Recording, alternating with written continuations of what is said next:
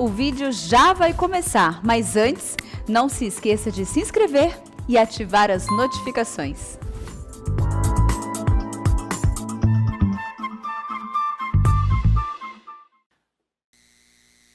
Bem, meus irmãos, nós vamos iniciar a nossa escola bíblica dominical deste dia 30 de janeiro de 2022 e queremos dar as boas-vindas às pessoas que estão conosco também pelas redes sociais. Abra sua Bíblia comigo, por favor, na carta aos Hebreus, capítulo 12. Carta aos Hebreus, capítulo 12.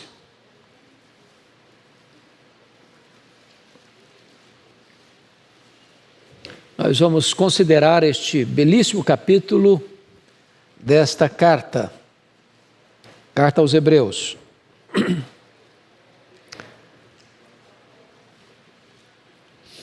Hebreus capítulo 12, está escrito o seguinte: portanto também nós, visto que temos a rodear-nos tão grande nuvem de testemunhas, desembaraçando-nos de todo o peso e do pecado que tenazmente nos assedia, corramos com perseverança a carreira que nos está proposta, olhando firmemente para o autor e consumador da fé, Jesus, o qual em troca da alegria que lhe estava proposta, suportou a cruz, não fazendo caso da ignomínia, está sentado à destra do trono de Deus. Considerai, pois, atentamente aquele que suportou tamanha oposição dos pecadores contra si mesmo, para que não vos fatigueis, desmaiando em vossas almas. Ora, na vossa luta contra o pecado, ainda não tendes resistido até o sangue, e estáis esquecidos da exortação, que como a filhos discorre convosco. Filho meu, não menosprezes a correção que vem do Senhor, nem desmaieis quando por ele és reprovado. Porque o Senhor corrige a quem ama e açoita todo filho a quem recebe. É para a disciplina que perseverais. Deus os trata como filhos. Pois que filho há que o pai não corrige? Mas se estáis sem correção, de que todos se têm tornado participantes, logo sois bastardos e não filhos. Além disso, tínhamos os nossos pais segundo a carne, que nos corrigiam, e os respeitávamos. Não havemos de estar em muito maior submissão ao Pai espiritual, e então viveremos? Pois eles vos corrigiam por pouco tempo, segundo melhor lhes parecia. Deus, porém, nos disciplina para aproveitamento, a fim de sermos participantes da sua santidade. Toda disciplina, com efeito, no momento, não parece ser motivo de alegria, mas de tristeza. Ao depois, entretanto, produz fruto pacífico aos que têm sido por ela exercitados, fruto de justiça. Por isso, restabelecei as mãos descaídas e os joelhos trôpegos, e fazei caminhos retos para os pés, para que não se extravie o que é manco, antes seja curado. Segui a paz com todos e a santificação, sem a qual ninguém verá o Senhor. Atentando diligentemente, porque ninguém seja faltoso, separando-se da graça de Deus, nem haja alguma raiz de amargura que brotando vos perturbe, e por meio dela muitos sejam contaminados. Nem haja algum impuro ou profano, como foi Esaú, o qual por um repasto, vendeu o seu direito de primogenitura. Pois sabeis também que posteriormente, querendo herdar a bênção, foi rejeitado, pois não achou lugar de arrependimento, embora com lágrimas o tivesse buscado. Ora, não tendes chegado ao fogo palpável e ardente, e à escuridão, e às trevas, e à tempestade, e ao clangor da trombeta, e ao som de palavras tais, que quantos o ouviram, suplicaram que não se lhes falasse mais, pois já não suportavam o que lhes era ordenado. Até um animal, se tocar o monte, será apedrejado. Na verdade, de tal modo era horrível o espetáculo que Moisés disse: sinto-me aterrado e trêmulo. Mas tens chegado ao Monte Sião, e à cidade do Deus vivo, a Jerusalém celestial, e a incontáveis hostes de anjos, e a universal assembleia, e igreja dos primogênitos arrolados nos céus, e a Deus o juiz de todos, e aos espíritos dos justos aperfeiçoados, e a Jesus, o mediador da nova aliança, e ao sangue da aspersão que fala coisas superiores ao que fala o próprio Abel. Tende cuidado, não recuseis ao que fala, Pois se não escaparam aqueles que recusaram ouvir quem divinamente os advertia sobre a terra, muito menos nós, os que nos desviamos daquele que dos céus nos adverte. Aquele cuja voz abalou então a terra, agora, porém, ele promete dizendo: ainda uma vez por todas farei abalar não só a terra, mas também o céu. Ora, esta palavra, ainda uma vez por todas, significa a remoção dessas coisas abaladas, como tinham sido feitas, para que as coisas que não são abaladas permaneçam. Por isso, recebendo nós um reino inabalável, retenhamos a graça pela qual sirvamos a Deus de modo agradável, com reverência e santo temor, porque o nosso Deus é fogo consumidor. Bom, irmãos, eu gostaria de tratar com vocês então nesta manhã sobre o tema a corrida rumo a Jerusalém Celestial. Só para refrescar a memória de vocês, a carta aos Hebreus, ela foi escrita por uma razão bem definida. A perseguição à igreja já havia começado. Judeus convertidos a Cristo, com medo da perseguição, estavam de malas prontas de volta para o judaísmo. E o autor aos Hebreus então escreve para essas pessoas dizendo o seguinte: olha, abraçar a Jesus e retornar para o caminho de origem, no caso o judaísmo, é uma apostasia, é um caminho de morte. Isso porque Jesus é superior, é melhor do que os profetas, do que os anjos, do que Moisés, do que Arão, do que Josué. O sacrifício de Jesus é superior ao sacrifício levítico. A ordem sacerdotal de Jesus, Melquisedeque, é superior à ordem levítica. A nova aliança firmada no sangue de Jesus é superior à nova aliança. Portanto, retroceder é voltar para as sombras, depois que a realidade já chegou. Então, essa é a grande tese desta carta. Mostrar que o judaísmo tinha um propósito: levar-nos até Jesus. Esse era o grande projeto do Velho Testamento. Era mostrar Jesus. Jesus está presente em todo o Velho Testamento. Ele é a semente da mulher, ele é o cordeiro da Páscoa, ele é simbolizado pelo tabernáculo, pela arca da aliança, pelo templo, pelas festas, pelos rituais, pelo próprio sábado. Tudo isso era sombra. Ele, Jesus, a realidade. Quando Jesus Cristo veio, não é preciso mais da sombra, a realidade já chegou. É por isso que nós não podemos concordar com esta onda de judaização da igreja evangélica, porque trazer de volta os símbolos, os objetos do culto judaico para dentro do culto evangélico é não ter entendido que tudo isso era sombra da realidade que veio em Cristo. Bom, dito isto, vamos então agora entrar nesta carta, nesta área prática da carta, tá? Que é o capítulo 12. Essa corrida rumo a Jerusalém Celestial. E nessa corrida, ou nesta viagem, nós temos 4 coisas a observar que vamos tratar aqui hoje. Primeiro, uma corrida a fazer. Segundo, obstáculos a vencer. Terceiro, orientações a seguir. Quarto, ordens a obedecer. Então deixa eu repetir. Nós vamos ver hoje 4 coisas, expondo esse capítulo 12. Primeiro, uma corrida a fazer. Segundo, obstáculos a vencer. Terceiro, orientações a seguir. Quarto, ordens a obedecer. Então esse texto está dividido nesses 4 pontos. Vamos lá agora ao primeiro ponto. Uma corrida, uma carreira a percorrer. Uma corrida a fazer. Versos de 1 a 4.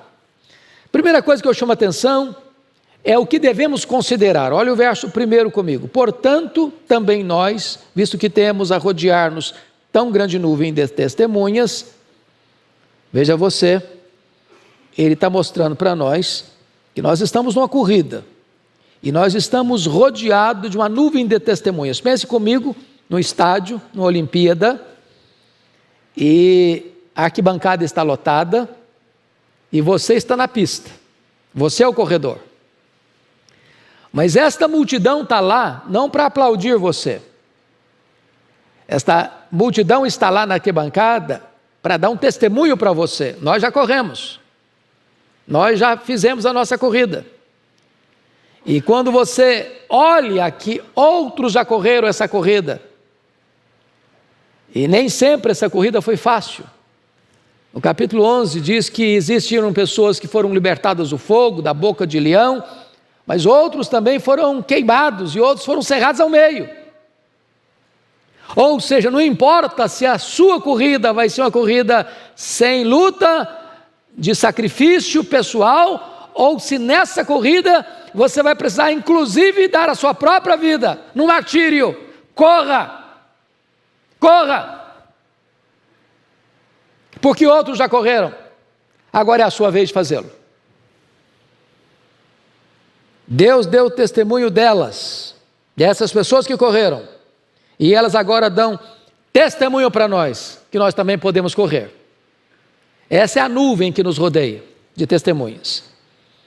Mas ele está mostrando aqui no verso 1 ainda o que devemos rejeitar, desembaraçando-nos de todo o peso e do pecado que tenazmente nos assedia. Veja bem que ele faz diferença entre pecado e peso. Tem coisa que, embora não seja em si pecado, pode ser peso. E se você está entendendo a linguagem que ele está usando de uma Olimpíada, tudo que um corredor não pode fazer para fazer uma boa corrida é carregar uma mochila nas costas. Um saco de cimento nas costas. Ele não vai conseguir correr. Ou também correr com vestes inapropriadas. Pensa você, um corredor na pista com uma túnica. Vai tropeçar nos próprios pés. E aí é hora de você parar e perguntar para o seu coração, o que é que para mim é um peso que me atrapalha na minha corrida cristã? Cada um pode ter um peso diferente. Mas todos nós lidamos com um obstáculo, que é o pecado, que o texto diz, tenazmente, fortemente nos assedia. Ô, gente, essa luta é constante. Jamais haverá um tempo entre o novo nascimento e a glorificação que você possa dizer, bom, agora eu não luto mais contra o pecado, essa luta eu já venci, hoje eu estou numa nice. Não, é luta constante, é vigilância constante. Mas, em terceiro lugar, no verso 1 ainda, como devemos correr? Olha aí comigo. Corramos com perseverança a carreira que nos está proposta. A palavra perseverança no grego, ripomone, uma das mais lindas palavras do grego, é correr não só com perseverança, não parar, não desistir, está cansado, vai um pouco mais, avança um pouco mais, eu estou querendo desistir, a carne está doendo, os músculos estão estirados, meu vigor está acabando, continue correndo, continue correndo, continue correndo. É paciência triunfadora. Não é correr gemendo, não é correr reclamando, não é correr murmurando, é correr exultando. Essa é a ideia aqui da carreira a percorrer. Agora vamos olhar, segundo ponto. Para quem devemos olhar nessa corrida? Olha comigo agora o verso 2 e 3. Olhando firmemente para o autor e consumador da fé, Jesus, o qual, em troca da alegria que lhe estava proposta, suportou a cruz, não fazendo caso da ignomínia, está sentado à destra do trono de Deus. Considerai, pois, considerai de que maneira? Atentamente aquele que suportou tamanha oposição dos pecadores contra si mesmo, para que não vos fatigueis desmaiando em vossas almas. Então vamos entender que aqui Jesus é o técnico da nossa corrida. Ele é o nosso treinador. Então você vai correr a carreira cristã olhando para Ele. Olhando para Ele. Não desvia o seu olhar para outro, não. Não escuta outras vozes de treinadores falsos, não. Escute-o. Porque Ele é seu técnico, Ele é seu treinador. Ele é o seu exemplo, Ele é o seu modelo, Ele é o seu paradigma. E o texto está mostrando para nós que Ele é o autor e que Ele é o consumador da nossa fé. E quem é Ele? Quando Ele pensou em você, quando Ele foi cuspido e espancado por amor a você, quando Ele foi acusado de blasfêmia contra Deus, conspiração contra César, porque tomou o seu lugar, Ele não encarou a cruz, a vergonha da cruz, o opróbrio da cruz, a zombaria da cruz, com pesar, mas está escrito aí que por causa da alegria que lhe estava proposta, suportou a cruz, não fazendo caso da vergonha, da ignomínia. Já parou para pensar nisso? Que Cristo foi para a cruz em seu lugar e em seu favor, como um rei caminha para a coroação? Então, se Ele fez o maior sacrifício para salvar você, agora olhe para Ele e continue correndo a carreira cristã. Ele é seu exemplo, porque Ele foi o seu substituto e Ele morreu por você. E agora Ele serve de exemplo para você. Ele sofreu tamanha oposição dos pecadores. Então, quando você ficar meio desanimadinho, está pesado, está difícil, eu estou fraquinho demais, olha para Jesus, olha o que Ele fez por você, olha o que Ele suportou por você. Quando você olha para Ele, você que está quase desmaiando, recebe um tônico novo, um ânimo novo, uma coragem nova, uma disposição nova. É isso que o autor aos Hebreus está dizendo. Para aqueles irmãos lá que estavam sofrendo, querendo voltar para o judaísmo, deixando Cristo, ele está dizendo, olha para Jesus, desmaia não, desanima não, retroceda não pare não, prossiga na sua corrida. Mas, até que ponto nós devemos fortalecer os nossos músculos nessa corrida? Olha o versículo 4 comigo. Ora, na vossa luta contra o pecado ainda não tendes resistido até ao sangue. Então vamos entender o que ele está dizendo aqui. Ele sai da metáfora da maratona para a metáfora do pugilismo, do ringue. E ele deu demonstrações no capítulo 11 de alguns irmãos que por sua fé foram martirizados. Pela sua fé foram cerrados ao meio, e parece-me que é uma referência ao profeta Isaías, que o rei Manassés mandou cerrar ao meio. Então, a pergunta é a seguinte: se você acha que você está lutando contra o pecado, e está mesmo, e precisa estar mesmo, mas até que ponto? Até que ponto?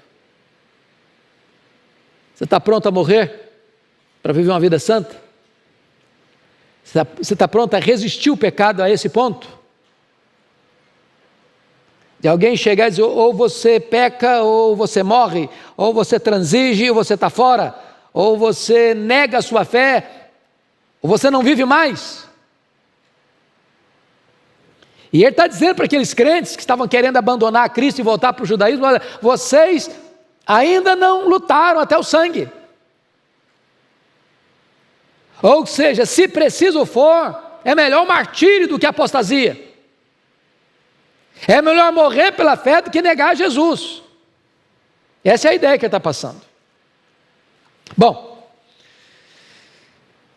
vamos ao segundo ponto agora, que é uma disciplina a receber. versículos 5 a 11. Ele passa agora da metáfora da maratona, vai para a metáfora do pugilismo, e agora ele entra no território familiar, do aconchego da família, que é a questão da disciplina do lar. Então vamos ver aqui uma disciplina a receber, alguns pontos. Primeiro, precisamos relembrar a palavra de Deus, versículos 5 e 6.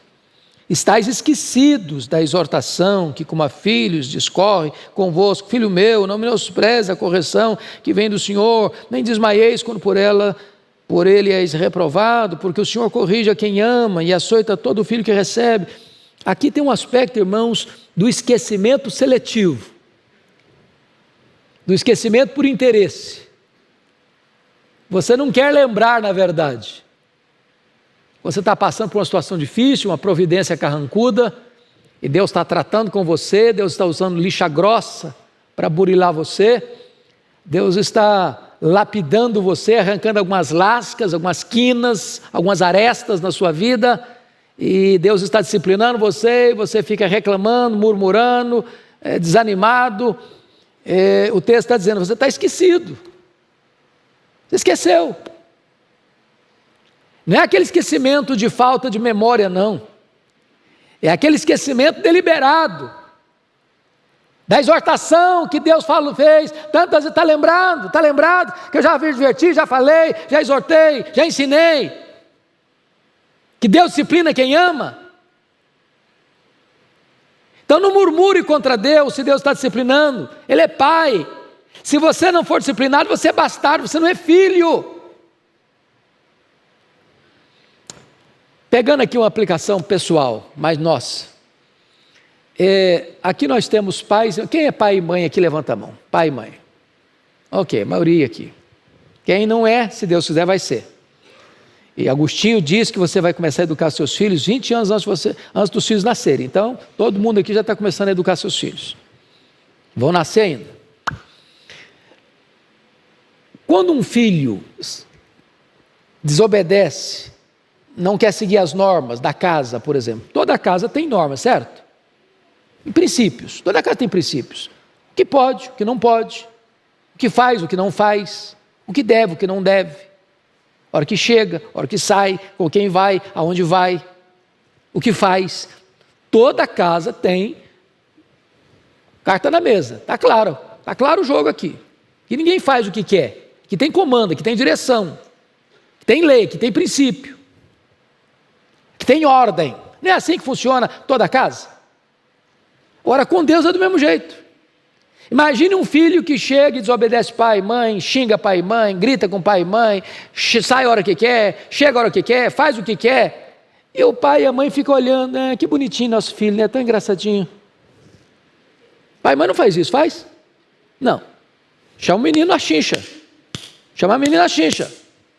Pode reclamar, pode espernear, pode chorar. Mas espernear, reclamar e chorar não mata filho, não. Agora a falta de disciplina mata. Então Deus está dizendo para você o seguinte: olha, se eu estou disciplinando você, porque eu amo você, porque você é meu filho. Se você não fosse meu filho, deixa eu fazer uma pergunta. Se você encontrar um menino rebelde na rua, você disciplina esse menino? Por que você não disciplina? Ele é seu filho, você não tem responsabilidade com ele, não é seu papel discipliná-lo. Agora, se é filho, aí você disciplina. Deus está dizendo, eu estou disciplinando vocês, que vocês são meus filhos, vocês não são bastardos. Esse é o ponto aqui. Agora, precisamos atentar para o cuidado paternal de Deus, versos 7 a 9, olha aí. É para a disciplina que perseverais, aí tem entre parênteses, Deus os trata como filhos, pois que filho há que o pai não corrige? Mas se estáis sem correção, de que todos se têm tornado participantes, logo sois bastardos e não filhos. Além disso, tínhamos os nossos pais, segundo a carne, que nos corrigiam, e os respeitávamos, certo?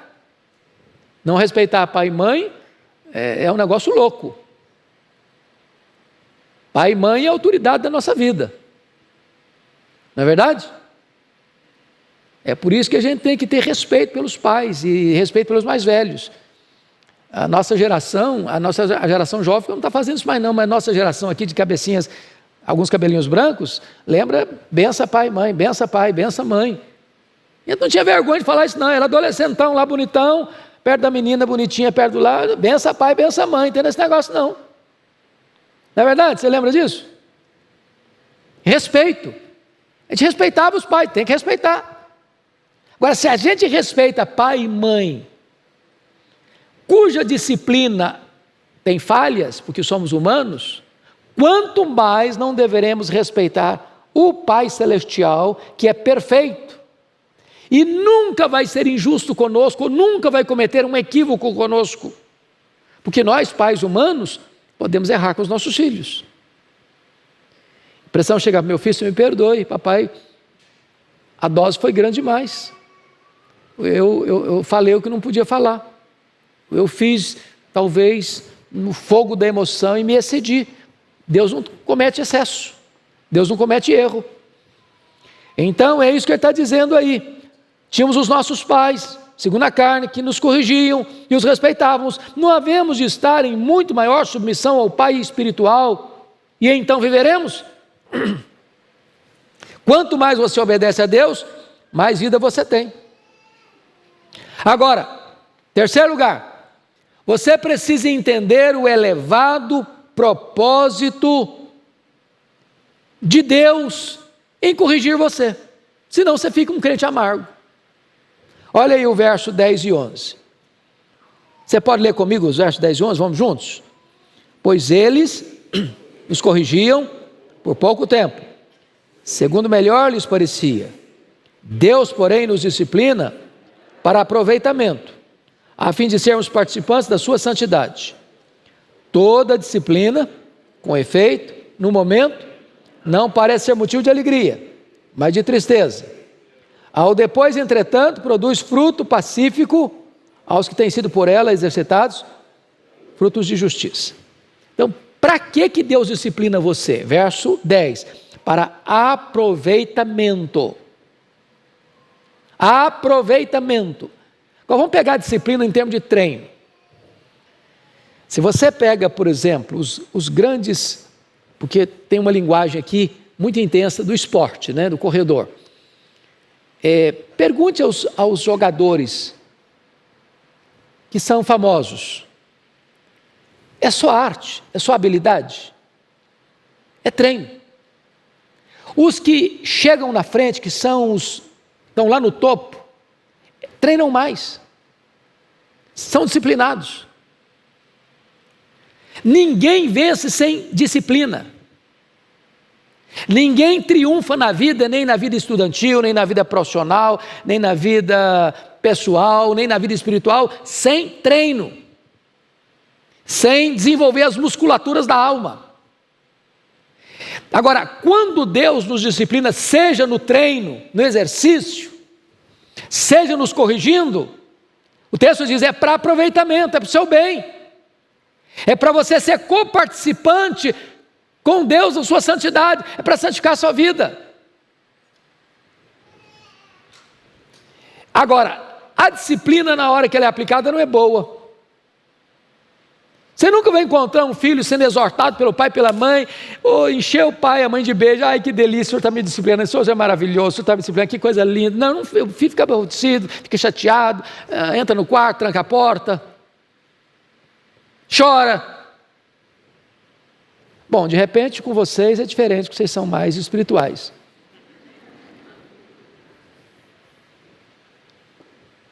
Porém, o verso 11 está dizendo algo maravilhoso. Na hora que você está sendo disciplinado, parece tristeza. Você não está entendendo às vezes, você não está alcançando. Ô gente, olha que coisa curiosa, Deus é maravilhoso. Por isso que Deus botou um filho sob o cuidado de pai e mãe, porque pai e mãe já está lá na frente, um pouquinho de experiência, um pouquinho de ruga no rosto, já foi calejado pela vida, já passou por situações, já sabe quais são os efeitos das más escolhas. Então Deus bota um filho imaturo, debaixo da autoridade de pais maduros, Para que esse pai maduro diz: meu filho, por esse caminho não, vai ser problema, vai ser dor, vai ser sofrimento, você vai bater com a cara na parede, você vai sofrer. Então eu estou disciplinando você aqui, para que você não entre por esse caminho. Se você entrar por ele, você vai dar com os burros na água. E Deus nos disciplina do mesmo jeito. Meu filho, eu estou disciplinando você, sabe por quê? Se você for por esse caminho que seu coração está desejando e querendo, vai dar errado, vai dar problema, você vai sofrer, eu estou te poupando. É isso que o texto está dizendo.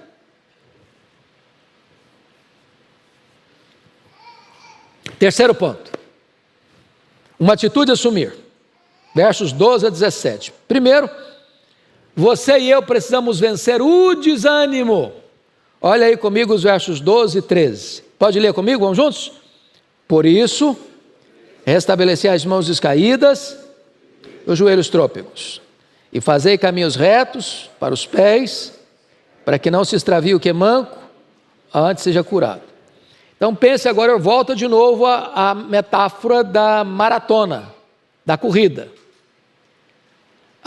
Eu não sei, eu nunca corri a São Silvestre em São Paulo. Alguém aqui já correu São Silvestre em São Paulo? Alguém? Algumas pessoas já? Ok. Eu não sei quanto você correu, em que lugar que você chegou. Mas eu quero crer que não toma medalha lá dos irmãos lá da África, né? Eles são profissionais nisso. Mas o corredor chega um momento em que ele chega, eu não estou aguentando mais, as mãos já estão caídas, os joelhos já estão batendo no outro, estão trôpegos, e você está quase desmaiando. Ele está usando uma metáfora para falar da vida espiritual. Às vezes nós estamos assim na vida espiritual, tanque vazio, andando na reserva, abatido, joelhos trôpegos, mãos descaídas, desanimado. E Deus está nos mostrando a necessidade, irmãos, de nós vencermos o desânimo. Vencer o desânimo. E como é que você vence o desânimo? Diz o texto no verso 13, fazendo caminhos retos. Sabe por quê? Falando agora espiritualmente, sabe o que cansa a gente? Não é trabalho, não é esforço, não é o exercício.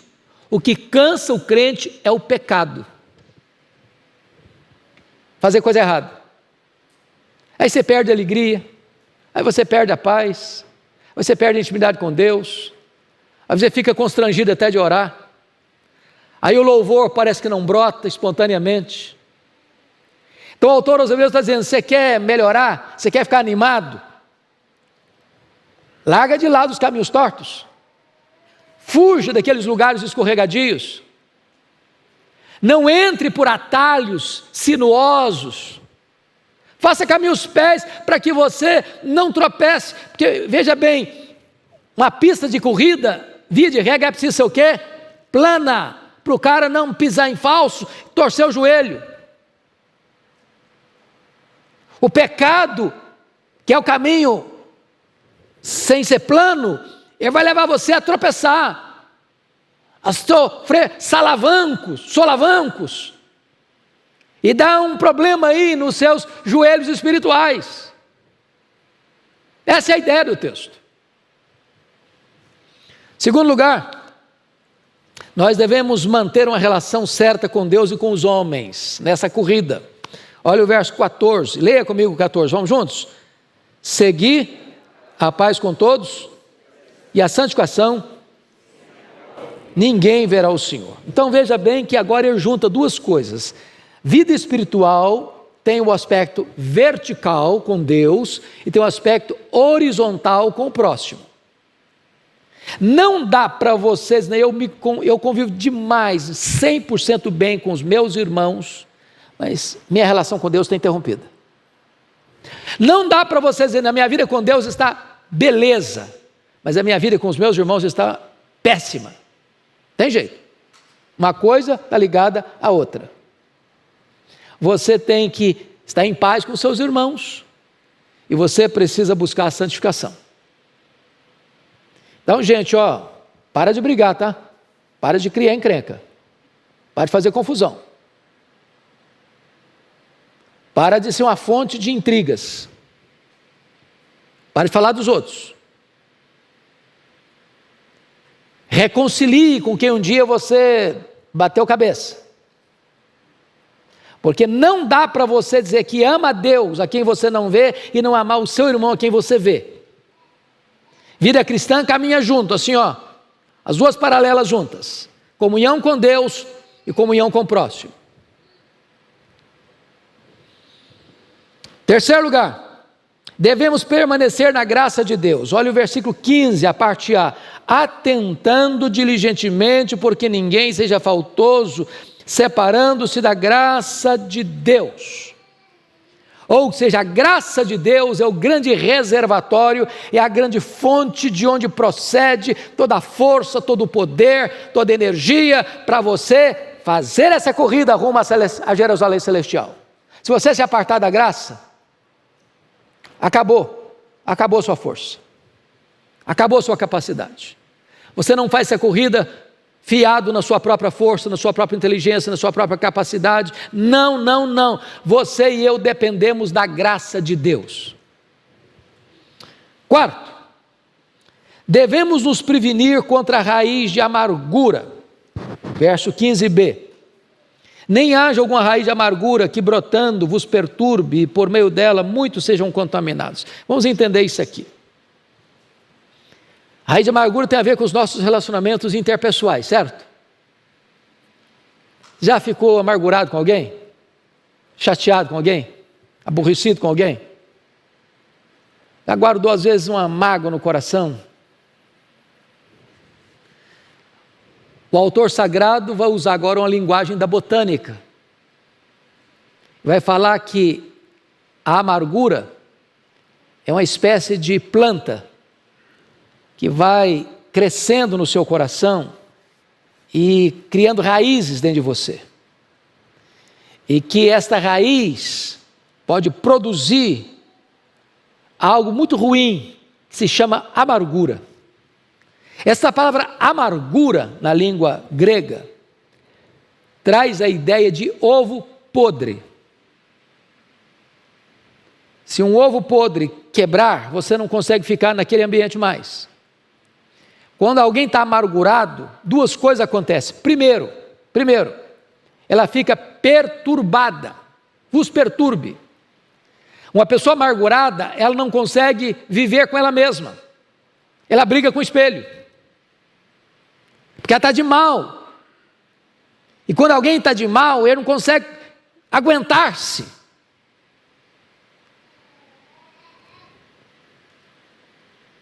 Você não suporta você mesmo. Você é alguém intragável quando você está amargurado. Agora o texto diz que não só você fica perturbado, mas está aí, contamina, ou seja, você não consegue manter ninguém à sua volta. As pessoas vão embora de você, elas não vão conviver com você, você fica chato, intragável. Você fica igual porco espinho, encostou em você e espeta.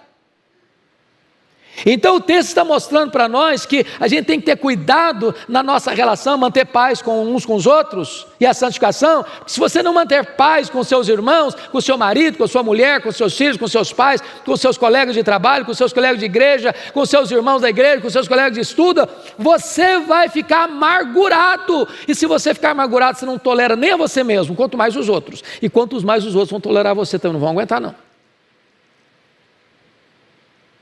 Você conhece aquele tipo de gente chato? Toda vez que você chega, critica você, dá uma palavra ruim para você, isso aqui não está bom, isso aqui não está bom, isso aqui não está bom, e aí, de repente, você vai se afastando, você vê lá, você já dá uma contornada, está aqui, você passa para lá de cá, a pessoa fica isolada. Por quê? Porque é um poço de amargura. A raiz de amargura cresceu e afetou a vida dele. Quinto, em vez de ter raiz de amargura, nós devemos valorizar os privilégios espirituais. Olha os versos 16 e 17. Nem haja algum impuro ou profano, como foi Esaú, o qual por um repasto vendeu o seu direito de primogenitura, pois sabeis também que posteriormente, querendo herdar a bênção, foi rejeitado, pois não achou lugar de arrependimento, embora com lágrimas tivesse buscado. O que ele está dizendo aqui? Valorize seus direitos, os seus privilégios espirituais. Valorize a sua primogenitura. Valorize o fato de você ser filho de Deus. Valorize o fato de você ser membro da igreja de Deus. Valorize o fato de você ser herdeiro de Deus. Valorize o fato de seu nome estar escrito no livro da vida. Valorize o fato que o Espírito Santo marcou você como propriedade exclusiva de Deus. Valorize essas coisas. Porque se você não valorizar isso, e começar a trocar suas bênçãos espirituais por pratos de lentilha, por prazeres imediatos, por vantagens que o pecado oferece, daqui a pouco você vai trocar as bênçãos espirituais por aquilo que é aventura mundana, e aquilo que é aventura mundana não vai satisfazer você, e agora você vai perder a alegria das coisas de Deus. Aí vir à igreja é um peso, aí ler a Bíblia é um peso, aí orar é um peso, aí adorar é um peso, e as coisas de Deus vão perdendo brilho para você. Vai ser igual um Esaú que vende o direito de primogenitura, troca por um prato de lentilhas e perde a bênção, da intimidade com Deus. Quarta lição, um contraste a compreender. E aqui, nos versos 18 a 24, ele vai mostrar de uma maneira categórica aquilo que ele vem tratando na carta inteira, que é a superioridade do cristianismo ao judaísmo. O judaísmo era a sombra que pegou você e trouxe você até Cristo e apresentou você a Cristo. Lembra lá que lá no cenáculo, Jesus Cristo, participando da última Páscoa, que era a mais importante festa de Israel, ele pega o pão e parte e diz: este pão é o meu corpo, que é dado por vós, tomai e comei e fazei isto em memória de mim. Depois ele pega um cálice de vinho e diz: este cálice é a nova aliança em meu sangue, tomai e bebei dele todos, fazei isto em memória de mim, até que eu retorne para vós. Com isso Jesus está fazendo o seguinte, dando um corte radical entre judaísmo e começo do cristianismo. Acabou a matança de cordeiro, não tem mais cordeiro sendo imolado, não tem mais sangue de cordeiro sendo derramado, acabou. Eu estou inaugurando a nova aliança, eu estou começando agora uma nova fase eterna, que nunca mais vai acabar. Bendito seja Deus. No momento que você entende isso, meu amado irmão, você começa então a compreender a superioridade daquilo que Cristo veio trazer para nós. E aí, ele vai usar duas figuras: Sinai de um lado, Sião do outro. Então vamos ver. Primeiro, devemos olhar para cima e contemplar a Jerusalém celestial. E ele começa nos versos 18 a 24 a mostrar o que foi o Sinai, o símbolo da lei, né? No verso 18, fogo palpável, fogo ardente, escuridão, trevas, tempestade, clangor de trombetas, som de palavras tais, que quantos ouviram suplicaram, não fale mais com a gente, não suportavam o que lhes era ordenado. Até um animal se tocasse no Sinai, que fumegava, fumaça, trovões, relâmpagos. Era um cenário de medo, de pavor. Versículo 21, na verdade, tal modo era horrível o espetáculo que Moisés disse: sinto-me aterrado e trêmulo, medo. Esse é o representante da lei. A lei mete medo, porque a lei é clara: a alma que pecar, essa morrerá. Qual era o papel da lei? O papel da lei nunca foi nos salvar, nunca foi. O papel da lei foi convencer a você e a mim quão miseravelmente pecadores nós somos. A lei é uma espécie de raio-x, tomografia computadorizada, que vai lá e detecta o que está lá dentro, mas não é o bisturi do cirurgião que remove o que está lá dentro. A lei é o prumo de um construtor civil que bota na parede e vê que ela está torta, mas não endireita a parede torta. A lei é como uma lanterna para alguém que está caminhando no escuro, ela vê e mostra a pedra do caminho, mas não remove a pedra do caminho. papel da lei era mostrar para nós quão pecadores somos e nos pegar pela mão, na linguagem de Paulo aos Gálatas, como aio, como pedagogo, e disse: agora eu vou te levar, quem resolve a sua vida é Jesus. Ele é o fim da lei, ele é o cumprimento da lei. Ele se fez pecado por você. A lei diz que quem pecar, a alma que pecar morrerá, pois ele, como seu substituto, seu representante, tomou o seu lugar, e a lei disse: ele deve morrer, e ele morreu. Pelos seus pecados, pelos meus pecados, para pagar a nossa dívida, cumprindo a justiça de Deus.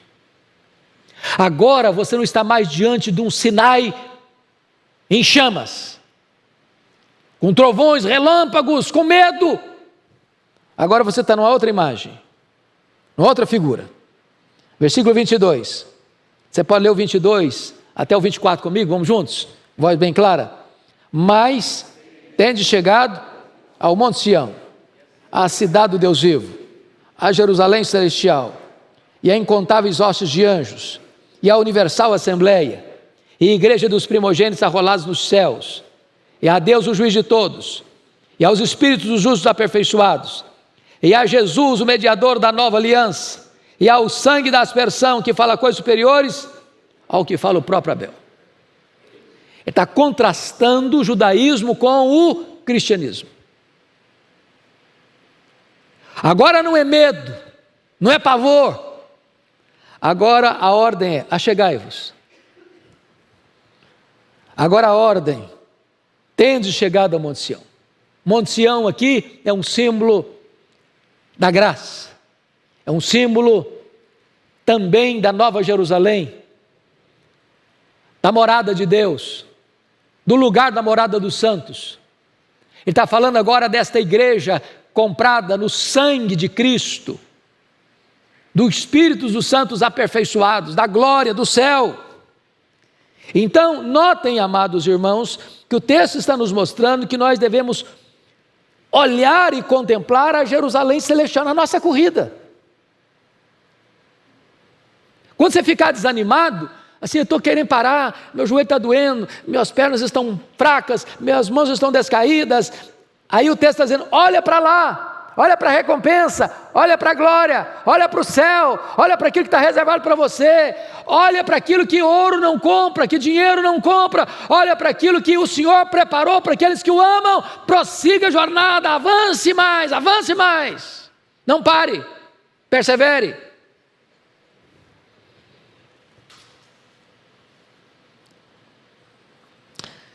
Segundo lugar, devemos olhar para frente e aguardar o reino inabalável. Versos 25 a 29. Preste atenção na leitura que eu vou fazer. Tende cuidado. Olha bem a expressão: tende cuidado. Não recuseis ao que fala. Agora ele está aplicando, agora ele está fechando o argumento.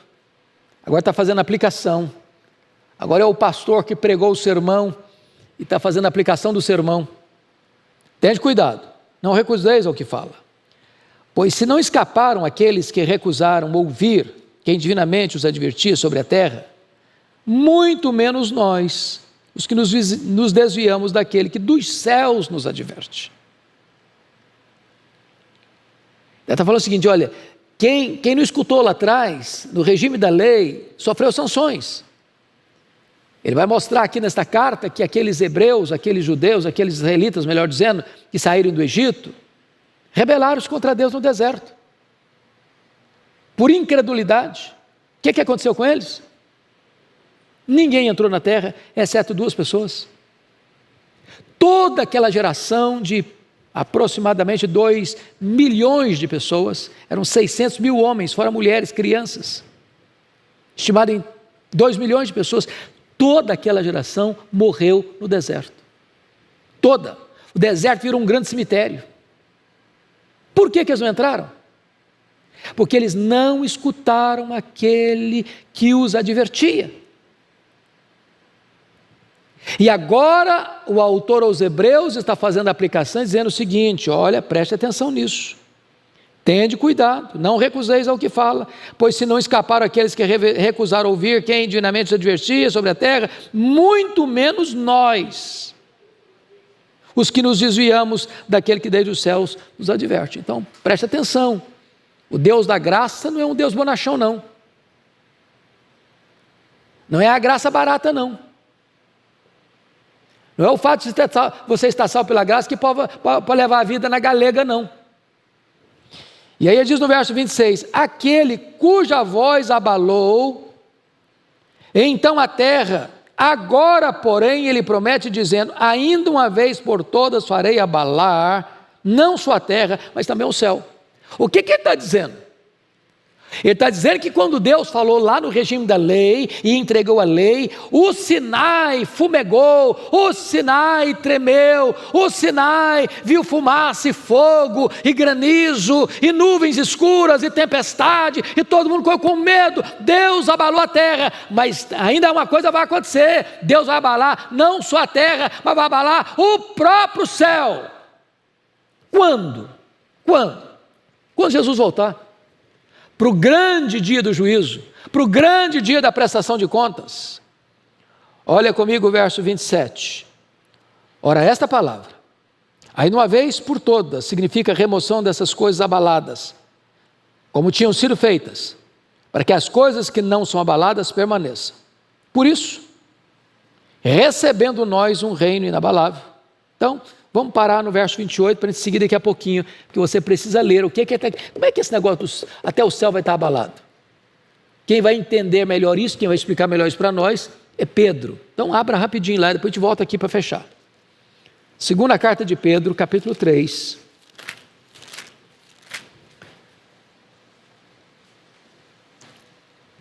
Eu chamo você para ler alguns versículos. Segunda carta de Pedro 3, versículo 7. Você pode ler comigo, todo mundo? Vamos lá? Ora, os céus que agora existem e a terra, pela mesma palavra, têm sido entesourados para fogo, estando reservados para o dia do juízo, destruição dos homens ímpios. Ora, versículo 10. Virá, entretanto, como ladrão, o dia do Senhor, no qual os céus passarão com estrepitoso estrondo, e os elementos se desfarão abrasados, também a terra e as obras que nela existem serão atingidas. Agora versículo 12, esperando e apressando a vinda do dia de Deus, por causa do qual os céus incendiados serão desfeitos, e os elementos abrasados se derreterão. Então quando Jesus voltar, preste atenção nisso, não vai ser só a terra que vai ser abalada não, os céus também. Céus também. Agora vamos lá para Hebreus 12 para terminar. Vamos entender o que vai dizer aí no versículo 28. Por isso, fechando, causa, consequência, por isso, recebendo nós um reino inabalável, porque Deus vai purificar novos céus e nova terra, onde habita a justiça. Este é o reino inabalável. É a nossa herança. É a nossa herança, é o nosso tesouro. Por isso, recebendo nós um reino inabalável, retenhamos a graça, pela qual sirvamos a Deus de modo agradável, com reverência e santo temor. Você tem o céu como herança. Deus vai abalar os céus e a terra, mas você vai habitar com Ele, reinar com Ele para sempre e sempre. Você vai estar assentado com Cristo no trono. Num reino inabalável, não vai mudar nunca esse reinado, esse rei nunca vai se aposentar, esse rei nunca vai perder o trono, esse rei nunca vai ser tirado do trono, e você vai reinar com ele num reino inabalável. Por isso fica firme na graça, meu irmão. Agora quem quiser brincar com esse Deus, verso 29 alerta, porque o nosso Deus é o quê? Fogo consumidor. Que Deus nos ajude, irmãos, a correr com perseverança a carreira cristã. Vamos ficar em pé e vamos orar. Te damos graças pela Tua palavra, Senhor. Que preciosa ela é para o nosso coração. Ajuda-nos a caminhar com perseverança a nossa carreira. Porque a Tua palavra nos diz que Tu nos segura pela mão direita, nos guia com o teu conselho, até nos receber na glória. E nós queremos, nessa jornada, tirar o peso das costas, olhar para o nosso treinador, o autor e consumador da nossa fé, que é Jesus,